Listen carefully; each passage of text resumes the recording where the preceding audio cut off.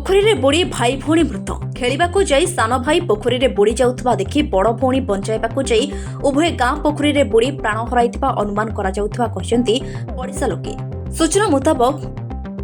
Jajpur block Bhuvaneshwarpur panchayat Shamsherpur गाँवर Chandrashekhar गुरु नामक जड़े paralysis रोगींकर पुआ शंकर गुरु और झील पार्वती गुरुंकर एही घटना प्राणहानि घटी। प्रथमतः पिला दुई जण हजि जाइथिबा संध्यारे ग्रामवासी खोजाखोजी करबा परे पोखरी रे चपल भासुथबा देखि प्रायतः बुड़ीबार 2 घंटा परे पोखरी रे खोजिबारु उभयंको उद्धार करथिले। तथापि निस्तेज दृश्य समस्तंको भयभीत करथिबा बेले जाजपुर मुख्य चिकित्सालय को अणा जाइथिले मध्य डाक्टर तांको मृत घोषणा करिबा परे परिवार लोकंक सह पड़िसा लोकंकर मध्य धैर्य रहनथिबा देखिबाको मिलिछि।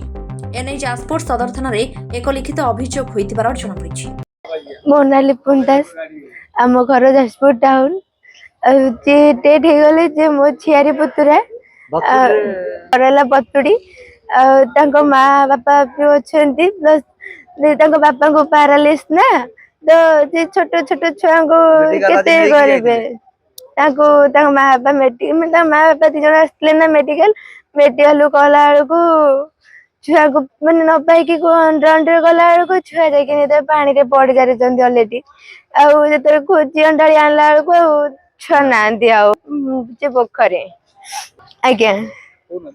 मुझे ताको घर पाखरे ही पोखरी ना तो जेटो जे पड़थिले ते 2 घंटा 3 घंटा परे ते पाइले आउ नांदी छुआ ता माँ जुणी किनी धरते धरी पाउनांदी जे जा होउचंती झील को 12 वर्ष झील को 10 वर्ष वो को 10 वर्ष आज्ञा। आम चैनल सह जोड़ी हेबाकू लाइक शेयर सब्सक्राइब करंतु।